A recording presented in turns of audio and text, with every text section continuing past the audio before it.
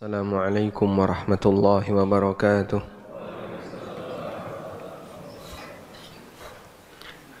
Alhamdulillahi rabbil alamin. Wassalatu wassalamu ala ashrafil mursalin Nabiyyina wa maulana Muhammadin wa ala alihi wa sahbihi ajma'in. Wa ashhadu an la ilaha illallah wahdahu la syarika lah. Wa ashhadu anna Muhammadan abduhu wa rasuluh sallallahu alaihi wa ala alihi wa sahbihi wa man tabi'al huda ila yaumiddin. Alhamdulillah, puji syukur kita haturkan kehadirat Allah Subhanahu wa taala.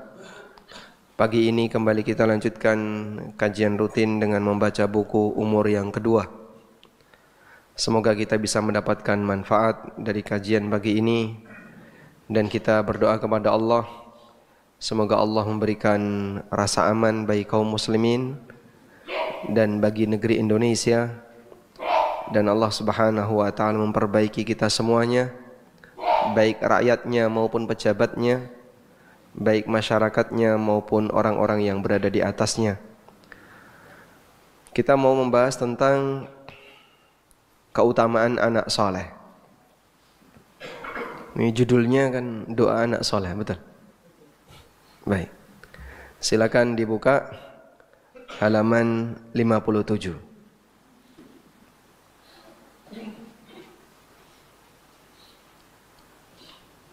Baik, anak soleh, harta yang sangat bernilai.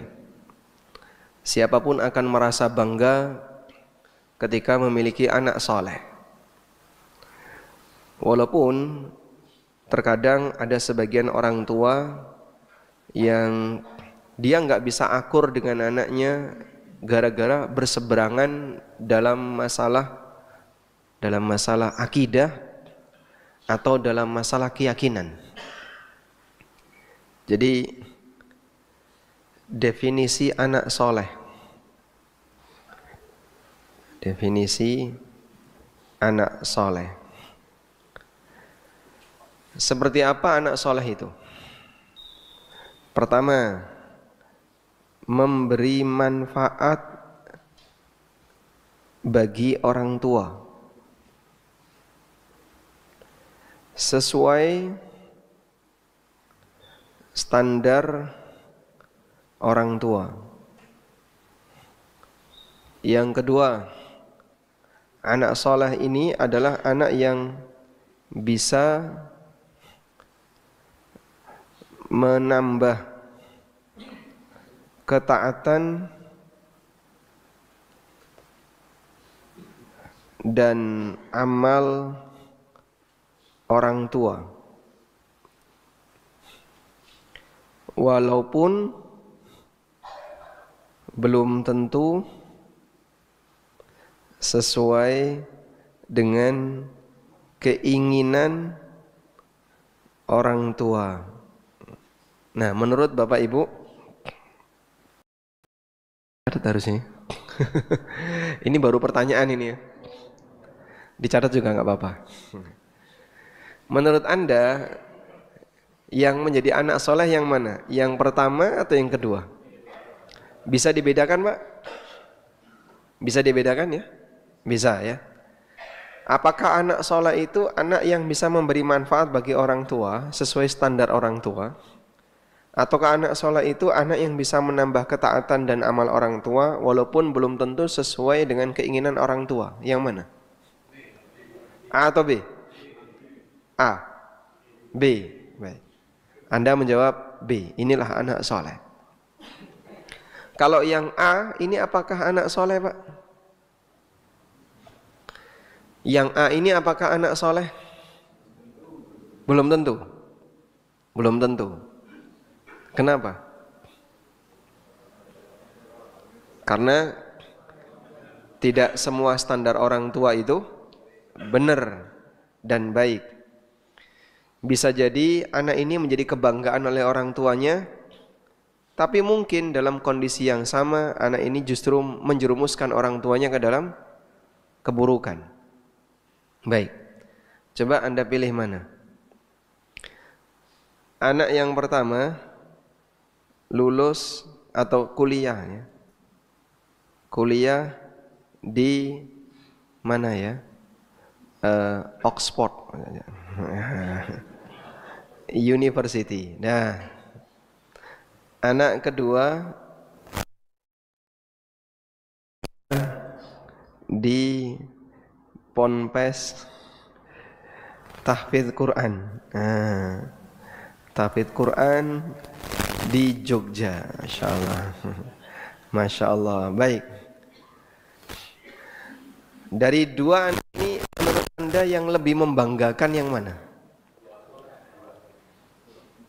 Dari dua ini yang lebih membanggakan yang mana? Yang kuliah di Oxford University atau yang belajar di Ponpes Tahfidz Quran di Jogja? Yang soleh.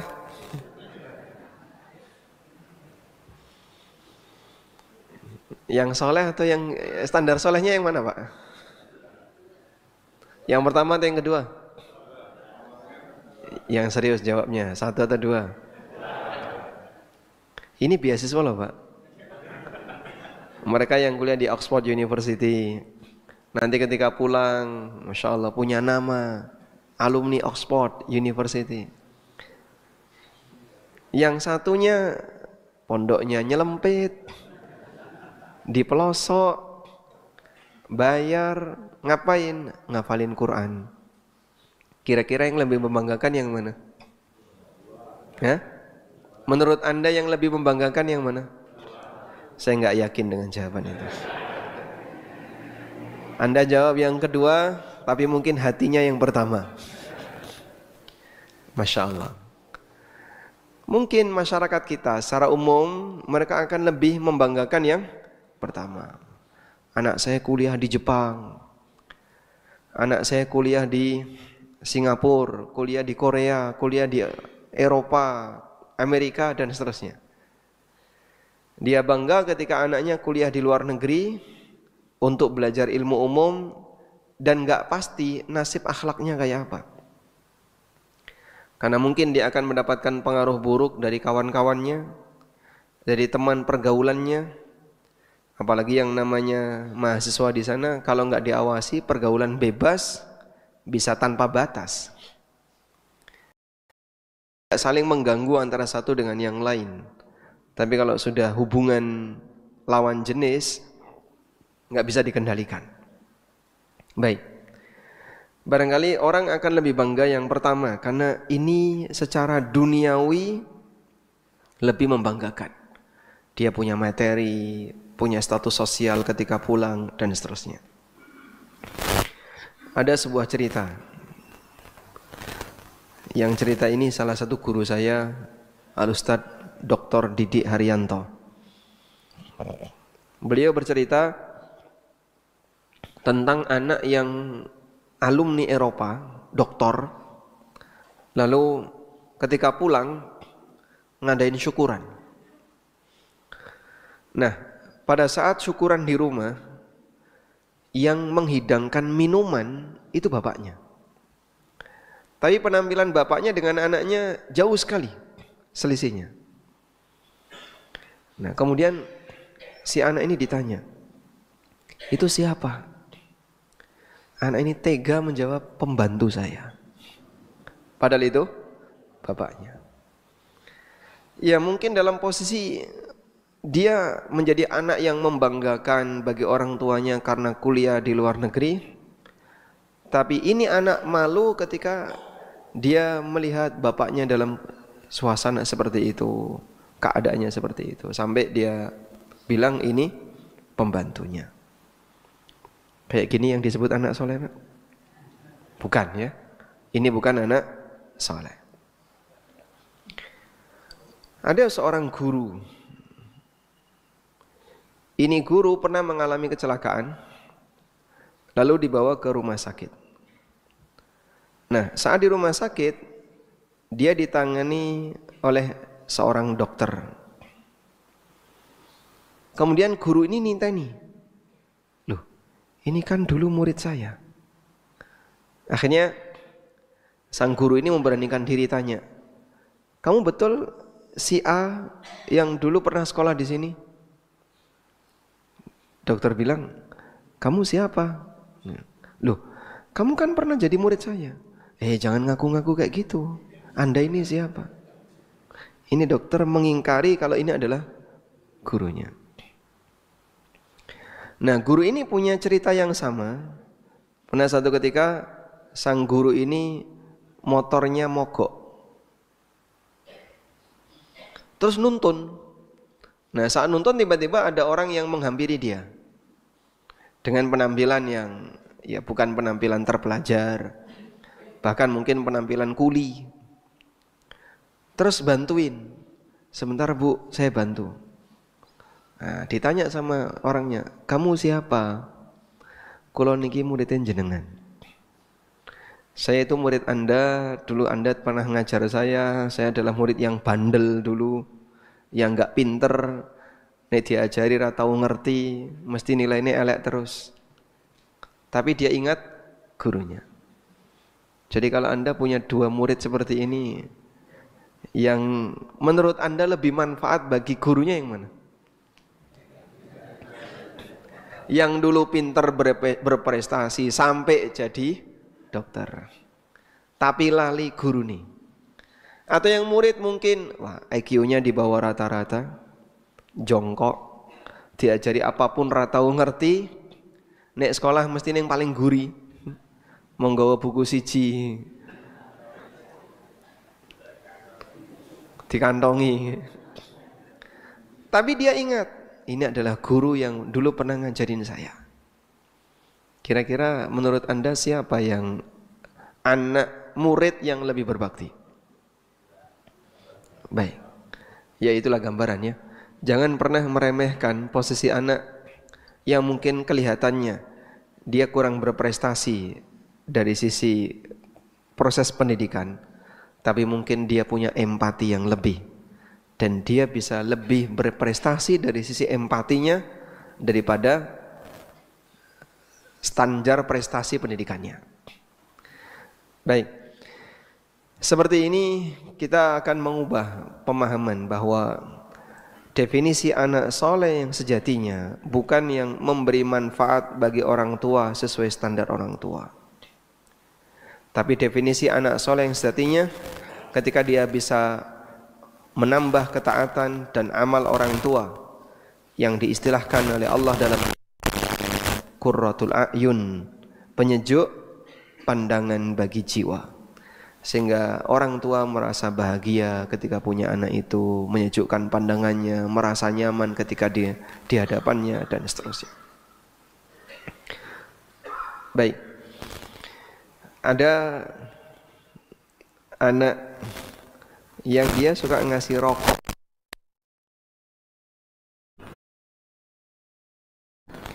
sehingga bapaknya selalu disogok dengan rokok. Menurut dia rokok itu haram, sehingga tidak pernah ngasih hadiah rokok. Dia ngasih hadiah ya duit, kebutuhan bapaknya dipenuhi, kebutuhan orang tuanya dipenuhi, tapi nggak pernah ngasih rokok. Bahkan kalau ada rokok di rumahnya, didelik nih, disembunyikan biar hilang. Kalau ketahuan diseneni. Nah, yang soleh yang mana? Yang soleh yang mana? Jelas yang kedua ya. Tapi tidak disukai sama bapaknya, karena tidak memberi asupan ke bapaknya. Bapaknya seneng rokok dan seterusnya. Makanya penjelasan tentang anak soleh bukanlah anak yang memberi manfaat bagi orang tua sesuai standar bagi orang tuanya, tapi anak soleh adalah anak yang bisa menambah ketaatan dan amal orang tua walaupun belum tentu sesuai dengan keinginan orang tua. Sekarang kita lihat antara Ibrahim dan ayahnya, namanya Azar. Allah Subhanahu wa taala pernah menceritakan tentang bagaimana perjuangan Ibrahim dalam mendakwai ayahnya. Di surat Maryam Ibrahim mengatakan kepada ayahnya. Surat Maryam ayat 42. Mulai dari ayat 41. Surat Maryam ayat 41. Wadhkur fil kitabi Ibrahim innahu kana siddiqan nabiyya. Ceritakan tentang Ibrahim yang ada dalam Alkitab. Innahu kana siddiqan nabiyya. Sesungguhnya beliau adalah orang yang siddiq dan seorang nabi. Karena semua ucapan yang benar, ketika ngomong itu benar terus, maka orang itu akan jadi siddiq. Dan dzikir itu benar. Sehingga kita mengucapkan subhanallah, kalimat subhanallah itu benar. Kita membaca la ilaha illallah, ya memang tidak ada Tuhan yang berhak disembah kecuali Allah. Kita membaca alhamdulillah, memang segala puji itu milik Allah. Maka orang yang dzikir itu dibenarkan oleh Allah. Sehingga ketika orang membaca la ilaha illallah, maka Allah berfirman, sadaqa abdi la ilaha illa ana. Hambaku benar, tidak ada Tuhan yang berhak disembah kecuali aku. Alhamdulillah. Ketika seorang hamba membaca alhamdulillah, maka Allah menjawab, sadaqa abdi innal hamdali. Hambaku benar, segala puji itu bagiku, dan seterusnya. Makanya orang yang rajin berzikir, ucapannya benar. Sehingga hamba yang ucapannya benar, maka dia akan menjadi siddiq. Dan ada beberapa orang yang disebut oleh Allah sebagai siddiq. Ada wanita yang disebut oleh Allah dalam Al-Quran dengan siddiqah. Siapa beliau? Maryam. Wa ummuhu siddiqah. Dan ibunya Isa adalah wanita siddiqah. Kana ya'kulani ta'am. Maryam sama-sama mengkonsumsi makanan. Bentar. Internet putus.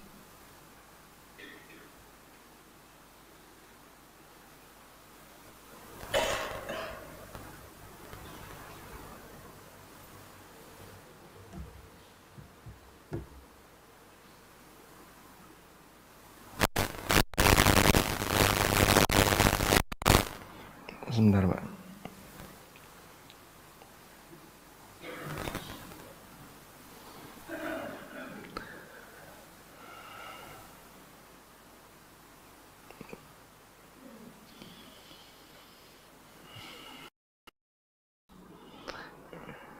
Baik, internetnya putus, zoomnya putus ya.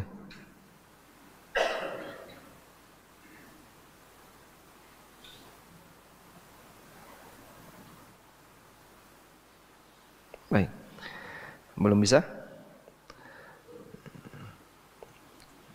Lanjut, coba baca surat Maryam ayat 42.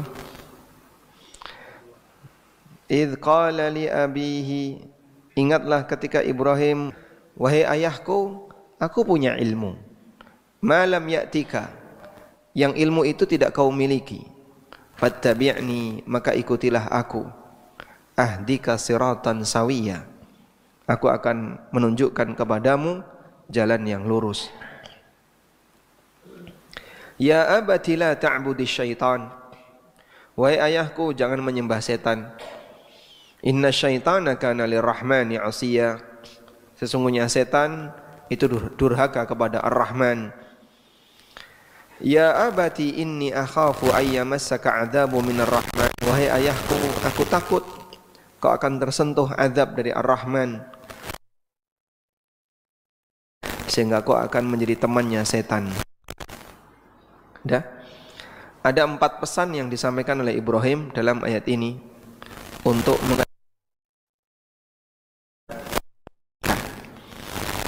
mulai dari memberitahu, wahai ayah, ngapain ini disembah?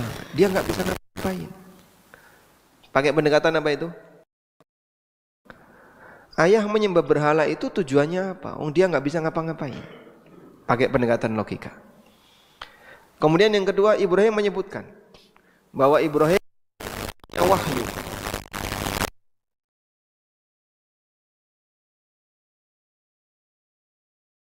Di mana Allah tidak berikan kepadamu.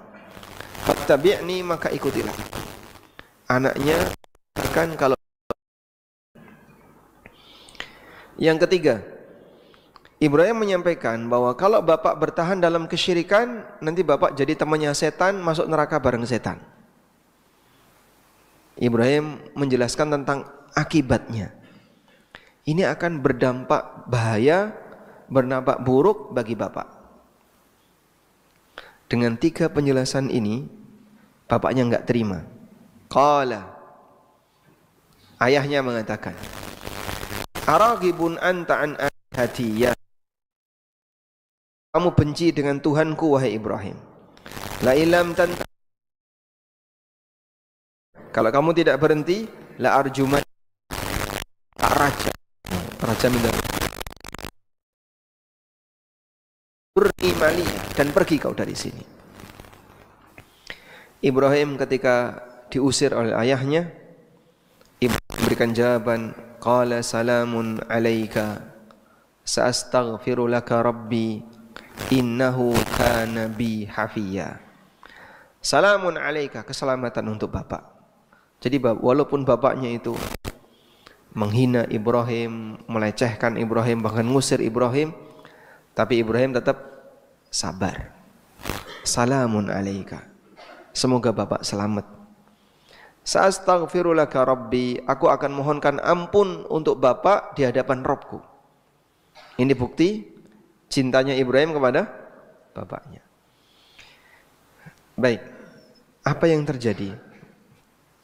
Di yaumil qiyamah, Nabi SAW menceritakan, yalqa Ibrahimu abahu. Ibrahim akan ketemu bapaknya, yaitu Azar.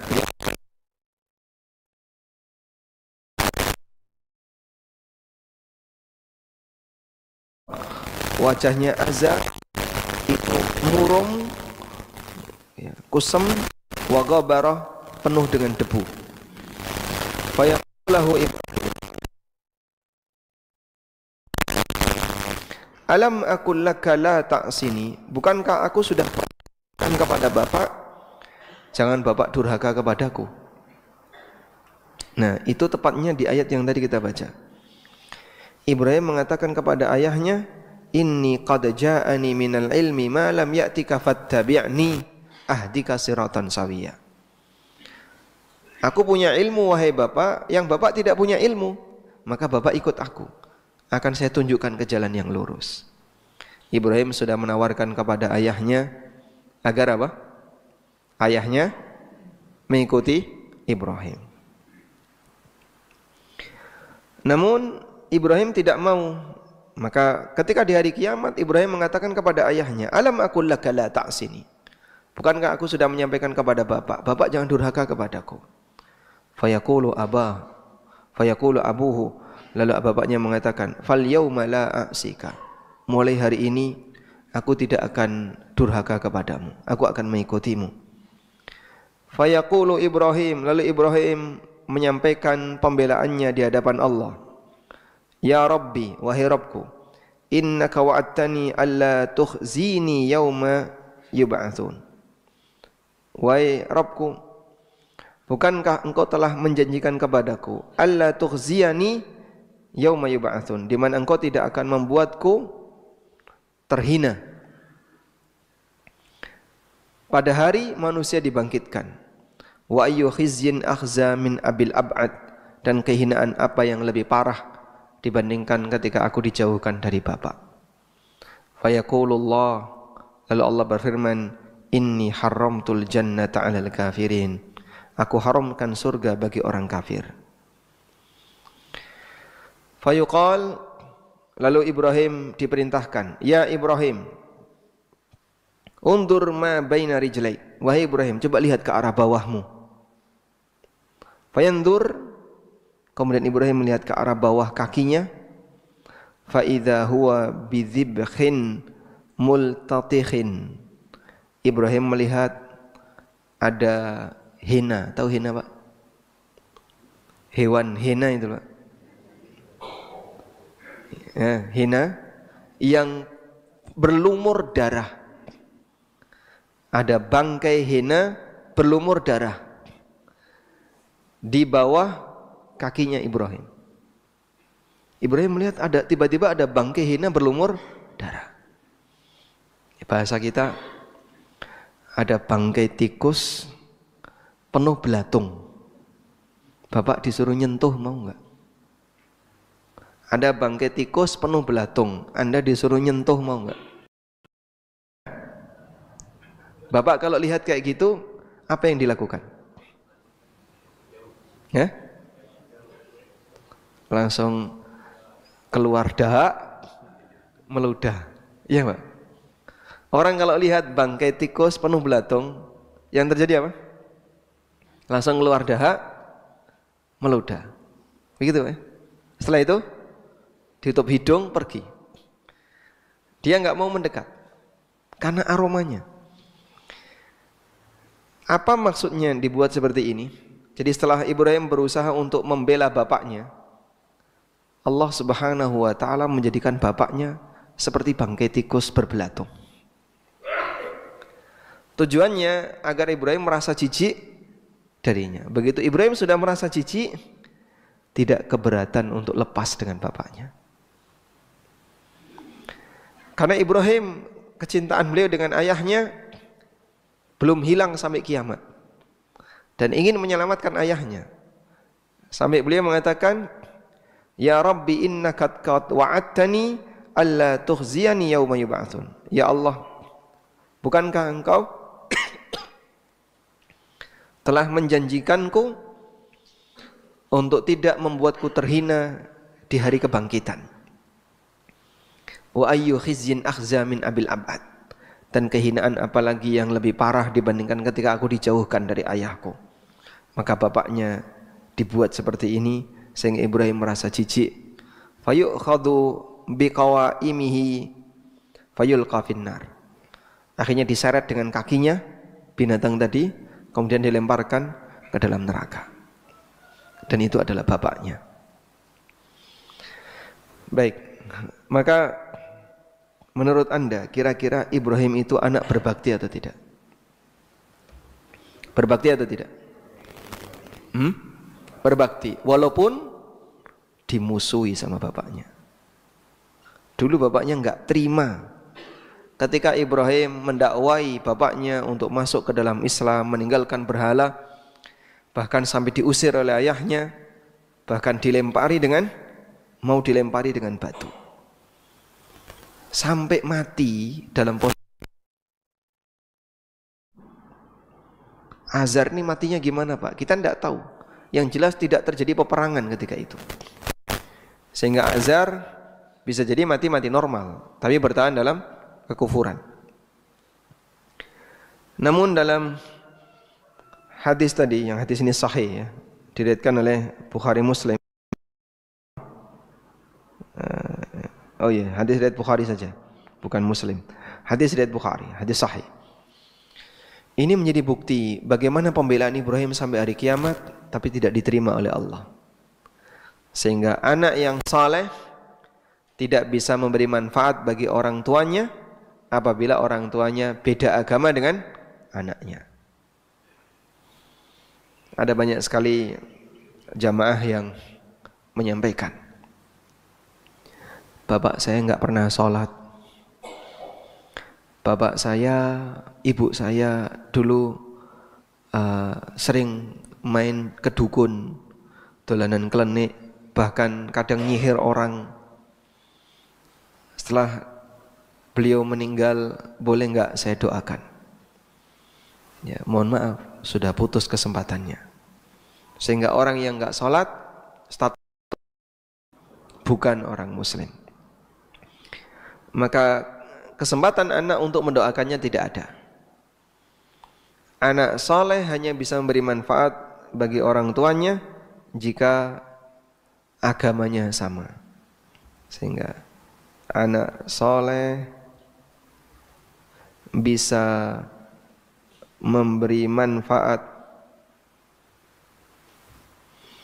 meskipun bagi orang tuanya, bagi ortunya setelah ortunya meninggal. Jadi sampai ortunya sudah mati, manfaat anak soleh ini enggak pernah putus. Dengan syarat apa? Jika agamanya sama. Jika agama sama. Seorang nabi sekalipun dia tidak bisa memberi manfaat bagi orang tuanya ketika agamanya beda. Ibrahim tidak bisa menyelamatkan ayahnya walaupun beliau sudah berusaha untuk membela ayahnya karena terjadi beda agama. Baik, kita selamatkan agama keluarga kita. Tuanya muslim, anaknya juga muslim. Karena ikatan kesamaan iman, maka bisa saling mendoakan. Karena ikatan kesamaan iman, bisa saling mendoakan. Selanjutnya,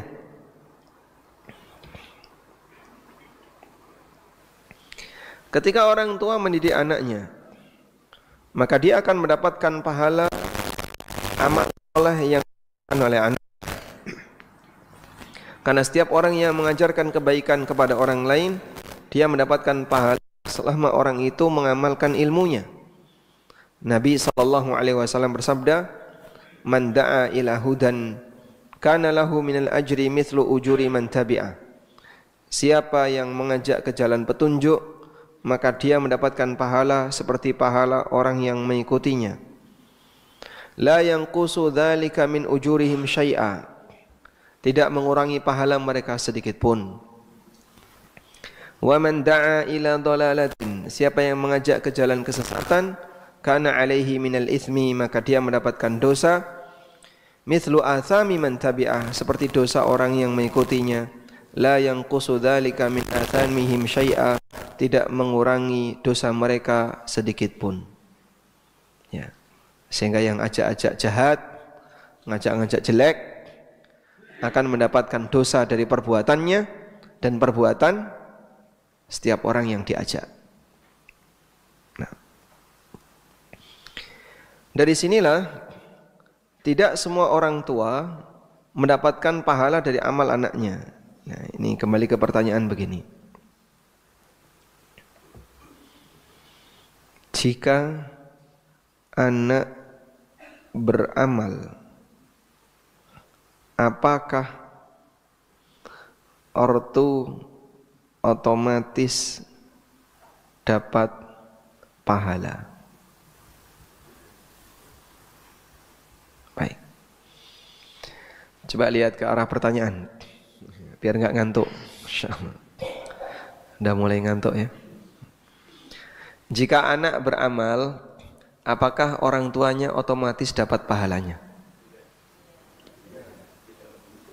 Tidak. Atau iya? Iya. Jadi misalnya anaknya sholat, bapaknya dapat pahala. Anaknya puasa, bapaknya dapat pahala. Iya atau tidak? Belum tentu. Belum tentu. Pripun? Apakah ketika anak beramal soleh, orang tuanya otomatis dapat pahala? Ya atau tidak? Ya, terjadi khilaf.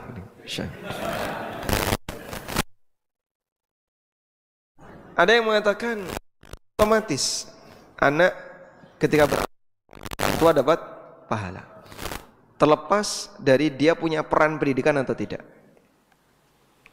Dan ada yang mengatakan belum tentu.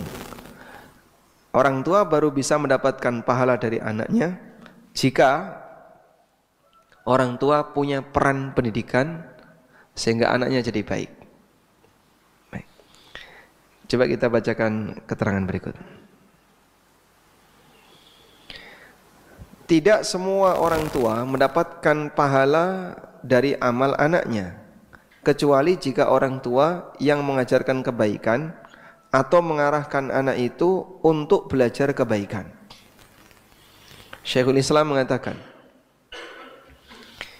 An-Nabiyyu sallallahu alaihi wasallam lam yaj'al lil abi mithla amali jami'i ibnihi. Nabi sallallahu alaihi wasallam tidaklah menjadikan pahala untuk bapak sama dengan pahala amal anaknya. Wala na'lamu dalilan ala dzalik, dan kami tidak mengetahui adanya dalil tentang itu. Wa innama ja'ala ma yad'uhu al-ibnu lahu min amalihi alladzi la yanqati. Namun yang beliau jadikan sebagai amal bagi orang tuanya adalah doa anak untuk orang tuanya, yang itu merupakan amal tidak pernah putus. Baik, sehingga ada nggak istilah otomatis kayak tadi, Pak? Ya, tidak ada. Makanya Rasulullah SAW ketika menyebutkan 3 amalan yang tidak pernah putus, salah satunya awwaladin saleh yad'ula akannya. Beliau tidak bersabda awwaladin saleh ya'budullah, atau anak soleh yang rajin beribadah kepada Allah. Tapi yang beliau sebutkan anak soleh orang tuanya. Berarti kalau ada anak soleh tapi tidak pernah mendoakan orang tuanya, apakah orang tua bisa mendapatkan kebaikan dari anaknya? Berarti ini bukan anak soleh. Anak soleh kok tidak pernah mendoakan orang tuanya, bukan anak soleh. Kecuali kalau beda agama tadi, maka sang anak tidak boleh mendoakan orang tuanya yang mati dalam keadaan non-muslim. Baik. Oleh karena itu Bapak Ibu yang dimuliakan Allah, miliki peran pendidikan anak. Ya. Sehingga jika kita ingin dapat pahala, di sini kan jawabannya, jika anak beramal apakah ortu otomatis dapat pahala? Jawabannya tidak otomatis. Kecuali apa tadi? Jika ortu punya peran mendidik anaknya.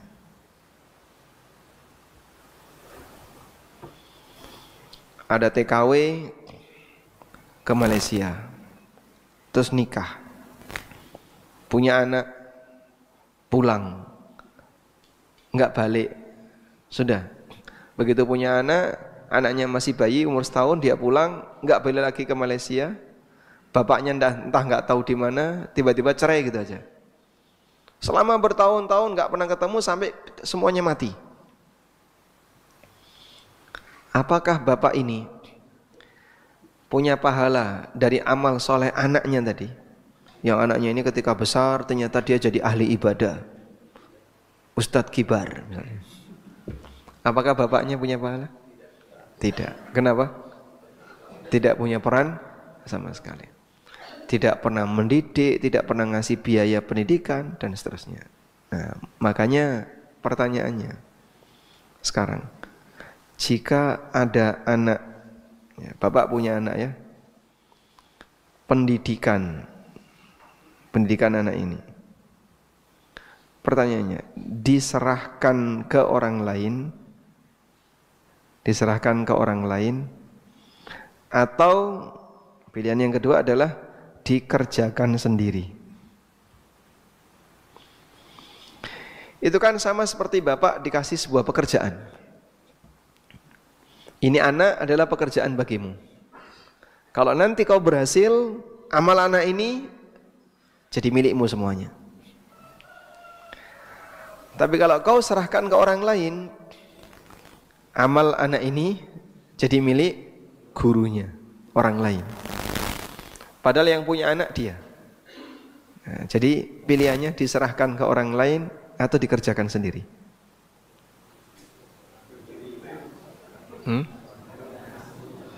Rakober. Wah, aku nek kon ngajari anakku dhewe rakober ya. Milih nyambut gawe daripada ngajari anak. Betul, Pak? Nah, Sehingga ya sudahlah, kita taruh anak kita di lembaga pendidikan yang lain. Kita tidak mendidik langsung anak itu. Baik. Ini jika orang tuanya masih membiayai, alhamdulillah. Berarti dia masih punya peran. Ya. Nah, yang aneh begini, ortu menyerahkan ini anak ke orang lain. Dalam kondisi yang sama, tidak mau membiayai. Ustadz, ada beasiswa enggak Ustadz? Lah kenapa Pak? Ya kalau bisa anak saya dapat beasiswa.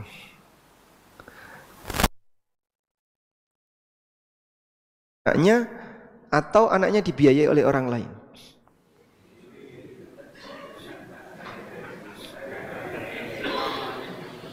Membiayai sendiri atau anaknya dibiayai oleh orang lain? Sudah pendidikannya diserahkan ke orang, dia nggak mau biayai itu. Berarti kan dia nggak punya peran sama sekali. Wes ra gelem ngajari, ini anak diajari oleh orang lain, suruh biayai, golekno beasiswa lah. Dia lebih senang ketika anaknya dibiayai oleh orang lain. Terus kamu punya peran berapa persen? Sudah habis peranmu, diambil alih oleh orang lain. Padahal itu anakmu yang seharusnya itu adalah simpanan kamu untuk masa depan.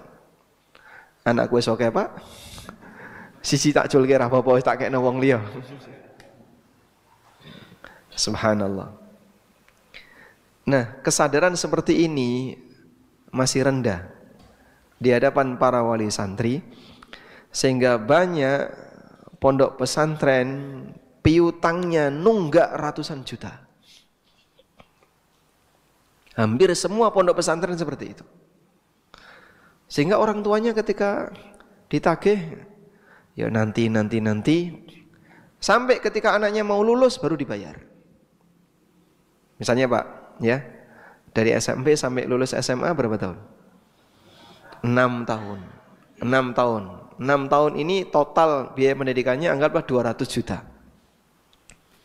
Hidup di pondok selama 6 tahun 200 juta. Sama orang tuanya, nanti dulu 200 juta baru diputar sama bapak. Dipakai bisnis. Selama 6 tahun menghasilkan keuntungan. Baru ketika anaknya lulus dibayar langsung cash 200 juta. Udah lunas semuanya. Baik. Berarti kan sebenarnya pondok itu punya saham di perusahaan dia. Karena duit pondok dipakai oleh orang ini untuk usaha. Tapi pondok nggak dikasih bagi hasil. Apa nggak dolim untuk orang tuanya? Dan banyak yang kayak gitu. Duitnya kemana? Katanya diputar dulu untuk usaha. Dan bahkan kadang dia terus terang, mohon izin ya Pak Ustadz, duitnya saya putar dulu untuk usaha. Berarti anak bapak enaknya gimana kan ini? Diputar untuk usaha dulu. Kita pekerjakan dulu, ya. Nanti ketika menghasilkan dipakai untuk bayari SPP. Masya Allah. Inikah potret orang tua ya, yang ingin mendapatkan pahala dari anaknya. Maka terkadang sudah anaknya diserahkan ke orang lain, tidak mau membiayai orang tua. Ini fenomena lucu dalam urusan pendidikan anak. Wallahu alam. Ini bukan curhat ya, cuman realita di pondok kami ya. Dan pondok-pondok yang lain, hampir semua pesantren itu punya masalah piutang membengkak. Sampai ada salah satu pesantren yang gurunya itu mensomasi wali-wali santri bahwa kami tertunda gaji gara-gara SPP ditunda. Padahal ya nggak mahal-mahal banget dan itu normal. Wallahu alam. Jangan jauh-jauh nanti tidak dikiranya curhat. Baik, mungkin itu yang bisa kami sampaikan. Semoga apa yang kita bahas ini bermanfaat. Wassallallahu ala nabiyyina Muhammadin wa ala alihi wa sahbihi wasallam.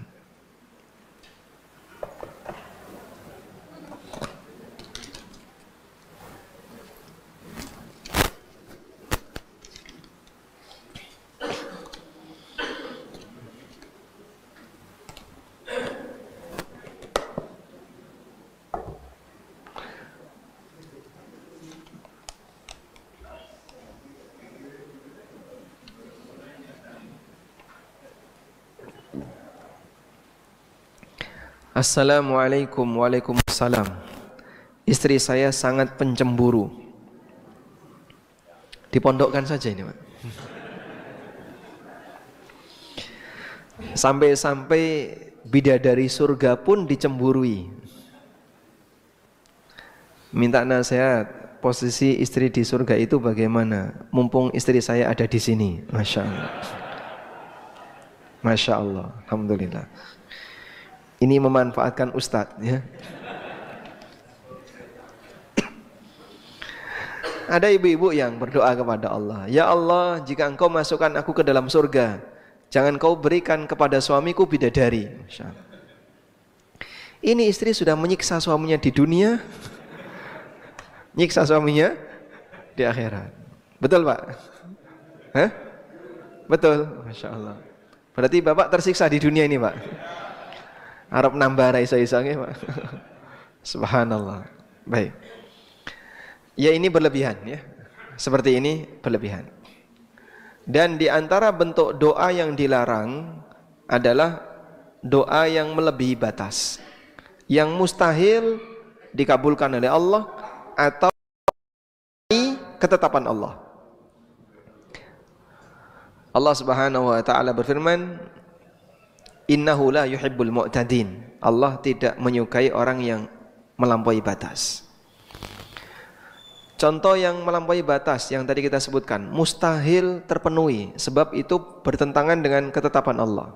Misalnya dia berdoa, ya Allah, jadikanlah aku seorang nabi. Nah, itu mustahil. Karena apa?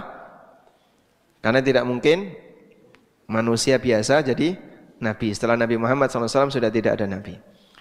Termasuk juga misalnya seorang wanita berdoa, ya Allah, jangan Kau berikan kepada suamiku bidadari. Nah, ya itu tidak mungkin. Karena bagian dari janji Allah, setiap penduduk surga akan diberi minimal 2 bidadari. Sehingga Anda meminta sesuatu kepada Allah yang bertentangan dengan ketetapan Allah, ini pelanggaran.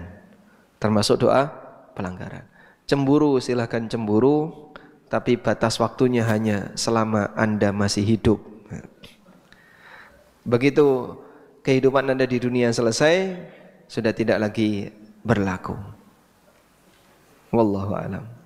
Nah, sehingga jangan sampai kecemburuan itu membuat doa kita jadi berlebihan dan kita jadi salah dalam membuat keputusan. Seorang suami cemburu kepada istrinya. Menjelang wafat, dia nulis wasiat. Aku tidak ridho jika istriku nikah lagi dengan siapapun. Nah, jika sampai dia nikah lagi, akan aku kutuk besok di hari kiamat. Masya Allah. Dah? Padahal dia mati masih muda. Baik. Lalu istrinya setelah menjalani masa janda selama 5 tahun dilamar oleh lelaki yang lain. Tulisan wasiat tadi berlaku enggak? Wasiat tadi berlaku enggak? Hah? Kenapa tidak berlaku? Kenapa tidak berlaku? Karena dia berwasiat yang bukan haknya. Apa hakmu membatasi istrimu untuk nikah lagi? Setelah kau mati, ya sudah, istrimu punya hak untuk nikah lagi. Walaupun kalau dibuat kesepakatan boleh. Kalau dibuat kesepakatan boleh. Jadi misalnya saat salah satu menjelang wafat atau ketika sama-sama masih sehat. Engkau nek aku mati, kowe arep rabi meneh ora? Arep menjawab, iya kok sama. Terus dia jawab, enggak, okay. Aku setia dengan kamu. Yang satunya juga sama, engkau nek aku mati, kowe mesti rabi meneh.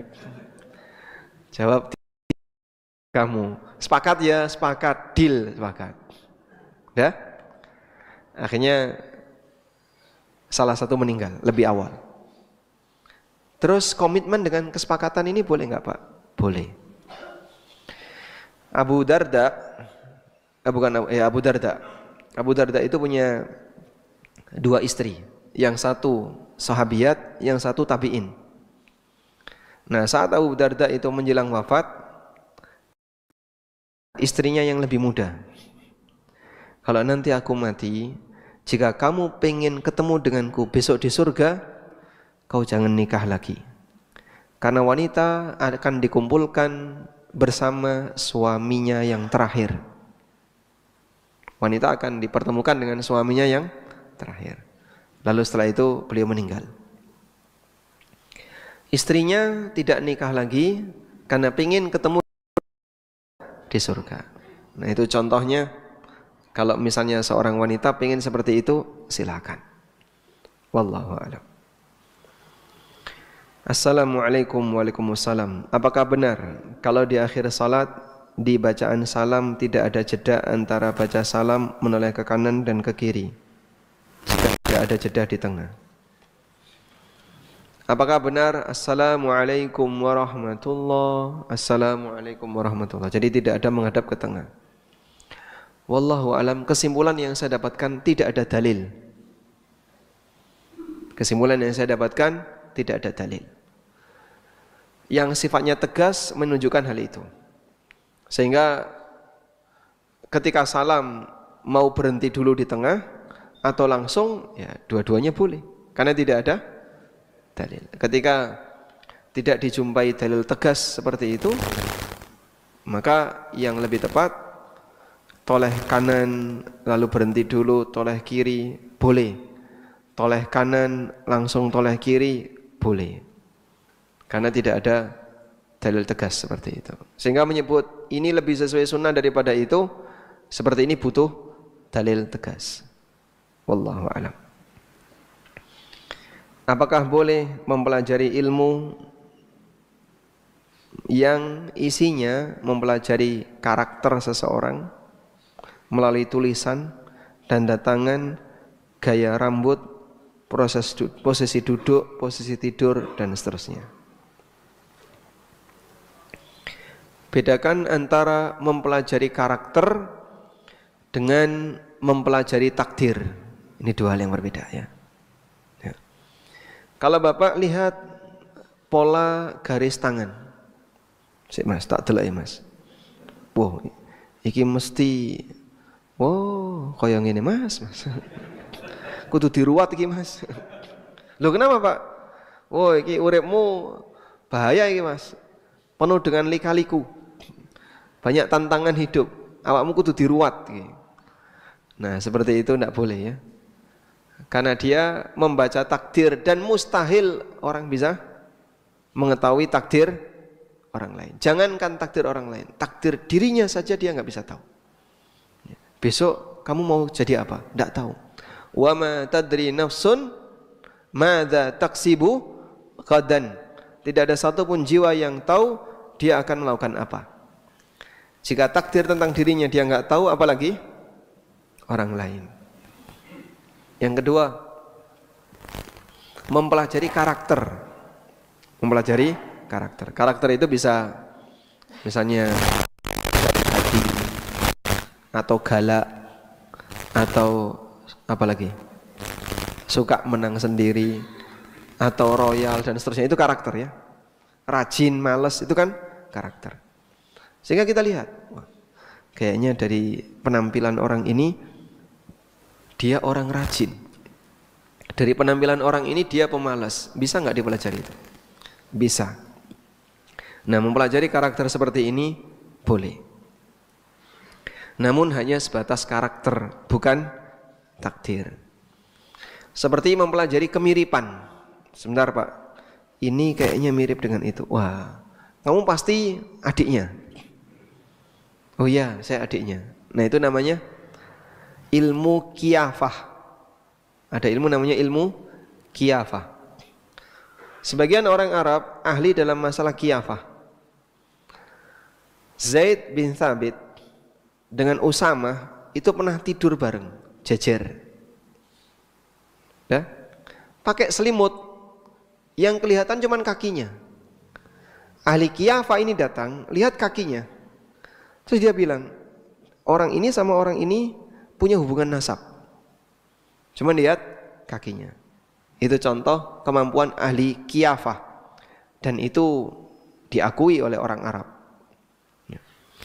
Sehingga kalau sekarang pakai tes DNA, kalau dulu pakai ahli kiafa.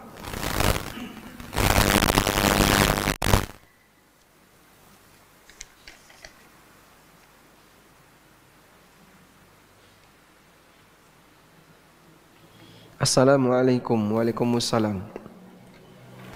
Bagaimana caranya menasihati suami yang sudah tidak peduli dengan keluarga, tidak memberi nafkah, dengan alasan istri tidak membolehkan bekerja karena dengan pekerjaan itu suami jadi mudah maksiat. Nah, baik. Berdosa ketika ada seorang suami yang bekerja atau yang punya penghasilan tapi dia tidak memberikan nafkah bagi keluarganya. Allah Subhanahu wa taala mewajibkan bagi laki-laki untuk memberikan nafkah bagi istrinya. Ar-rijalu qawwamuna 'alan nisa bima faddalallahu ba'dahum 'ala ba'din wa bima anfaqu min amwalihim. Lelaki adalah pemimpin bagi wanita disebabkan kelebihan yang mereka miliki dan disebabkan harta yang mereka nafkahkan kepada istrinya. Nabi SAW bersabda, kafa bil mar'i ithman ayyudayyi'a may yaqut. Cukuplah seseorang itu berdosa jika dia menyia-nyiakan orang yang wajib dia nafkahi. Maka seorang suami yang tidak menafkahi istrinya, dia berdosa. Baik.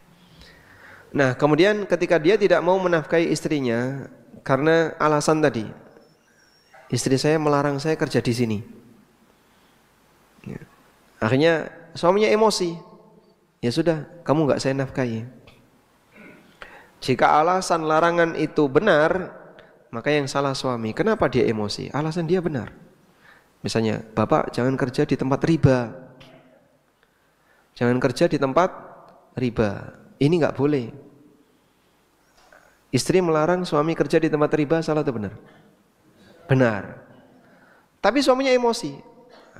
Emang gue pikirin, saya akan tetap kerja di sini. Akhirnya dia nggak ngasih nafkah ke istrinya. Dia dosa 2 kali. Bertahan dalam maksiat dan tidak menunaikan kewajibannya. Tapi kalau alasan istrinya nggak benar, kamu jangan kerja di situ. Misalnya alasan nggak seneng ketika dia kerja di tempat keluarga pribadinya, atau nggak seneng ketika suami harus keluar rumah dan seterusnya. Nah, ini alasannya tidak benar. Suami punya hak untuk marah. Kenapa kamu melarang saya kerja di tempat seperti ini? Walakulin, intinya dalam hal ini, jika alasan istri melarang suami kerja di situ itu benar, seperti tadi ya, suami jadi mudah maksiat karena pergaulan teman-temannya orang-orang yang rusak. Misalnya, insya Allah alasan ini benar dan suami tidak berhak untuk marah. Wallahu a'lam. Baik, mungkin demikian yang bisa kita sampaikan. Semoga apa yang kita bahas ini bermanfaat. Wassallallahu ala nabiyyina Muhammadin wa ala alihi wa sahbihi wasallam. Wa akhiru da'wana anil hamdulillahi rabbil alamin. Wassalamu alaikum warahmatullahi wabarakatuh.